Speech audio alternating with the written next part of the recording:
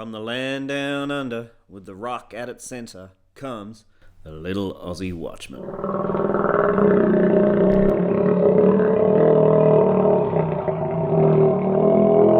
Down the toilet.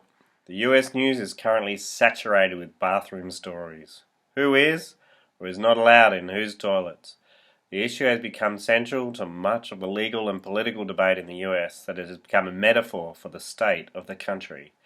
Whether or not a biological male or female can visit the washroom of his or her choosing has become an issue of import not understood by the Eastern world, and certainly not even contemplated by the founders of this once great nation. Making the farcical washroom debate even more odorous is the fact that it has been being done during the time of America's greatest financial, social and economic crisis.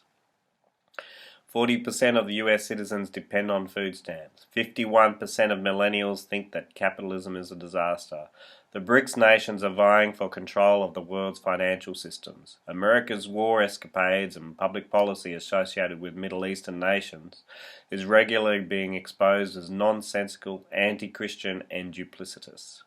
But no, the issue for the day is who can flush in which toilet. As America's total debt reaches way above unsustainable levels without monetary easing, the networks clamour to the water closets to find out which sex is allowed to enter which cubicle. The WC has become all the rage. The rights of the mentally deranged and sexually estranged or perverted have eclipsed toilet humour and have become the tour de force of the ethical debate in today's American society.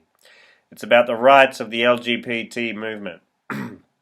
What about the rights of the rest of mankind, the 99 to 98% of society who aren't sexually confused?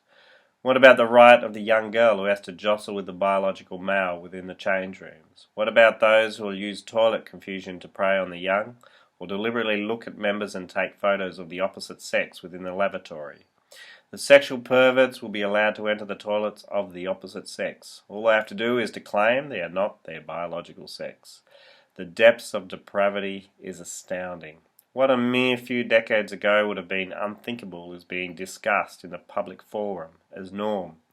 As the LGBT struggle for moral supremacy and a place at the toilet seat, the vast majority of the world look on America in disgust, sighing at its perversion and mourning its moral corruption.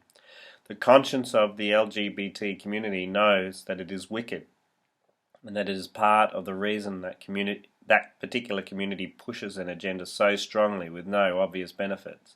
It wants to be legitimized in the community.